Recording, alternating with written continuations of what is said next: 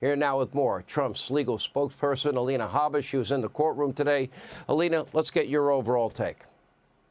As I'm sitting there today, Sean, all I keep thinking is they've sold tickets to all the Democrats in America who have Trump derangement syndrome for a show that, frankly, when the curtain opened, just didn't happen. So I hope you all get a refund. That is what is happening right now. And the only thing I'm hearing is accusations of somebody who paid their lawyers to hide something. We haven't heard that yet, by the way. Do you know who did pay their lawyers to hide something, Sean? Hillary Clinton with the Russia hoax. And the FEC investigated, and she had to pay a fine. $8,000, something like that. There was no trial. You know why? Because this is election interference. Do not get it twisted.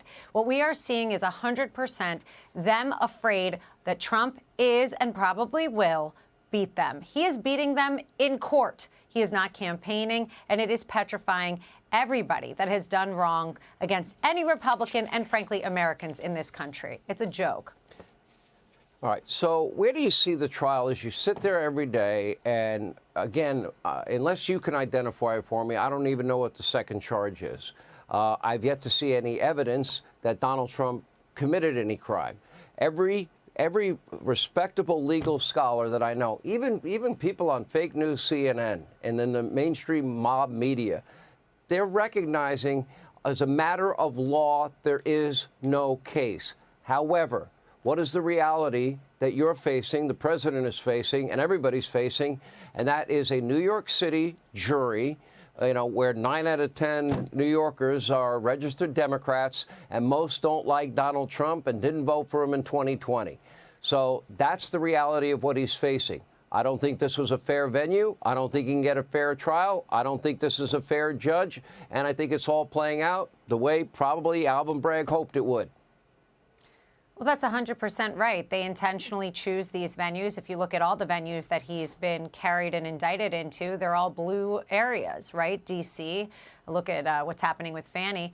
And we're slowly, like I said, the curtain opens and there's no show. And we have to peel it open like that. But the key is that we have to make sure that the jury is listening and the jury is applying law to fact, because there's been a lot of noise, Sean, but there has not been any proof of any wrongdoing. There has not been any proof that President Trump, who was in the White House, knew what an accountant was booking a payment to a lawyer as a legal expense, which, by the way, isn't wrong. But they want to make you feel like it's wrong. They'll put in noise. They'll bring in witnesses that are salacious. They will do that on and on and on. And if the jury is not capable of listening to that jury instruction and really listening to limiting instructions and able to block out testimony that frankly shouldn't have come in, we're going to have a problem. But I'll tell you right now, President Trump has done nothing wrong, and they have not proven their case as I sit here today on day 17. Let me ask you this. There's been some speculation as to how many witnesses the defense will call. I've even heard maybe one, maybe not any, maybe as many as 10. Can you give us any insight as to what the thinking is? Well, Sean, as you know, I am Team Trump. I support my defense team ad nauseum, and they're doing amazingly. But if I were to divulge anything about our strategy, I'd frankly be unethical, much like some of the people we've been hearing from in the news. And I'd also be just frankly a bad attorney. So I'll let you sit tight. You can't blame me for asking. No, I cannot. But, okay, Alina, we appreciate you, as always, being with us. Hey, Sean Hannity here. Hey, click here to subscribe to Fox News YouTube page and catch our hottest interviews and most compelling analysis. You will not get it anywhere else.